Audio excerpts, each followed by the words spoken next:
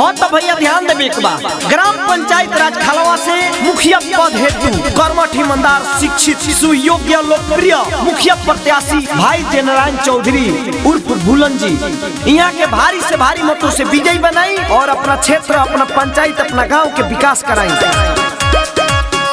भूलन भैया के जिताई पंचायत होई सुना,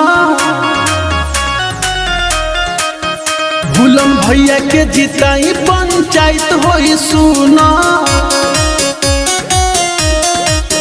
चाची जोड़ी दोनों हाथ अपन दे देती साथ, चाची जोड़ी दोनों हाथ अपन दे देती साथ। इन्हीं में बातें विकास वाला होना। भूलन भैया के जिताई पंचायत होई सुना, भूलन भैया के जिताई पंचायत होई सुना। जीतेगी जनता जिताएगी जनता, जीतेगी जनता जिताएगी जनता। गांव की सरकार चलाएगी जनता, गांव की सरकार चलाएगी जनता। भूलन भैया जिंदाबाद जिंदाबाद जिंदाबाद।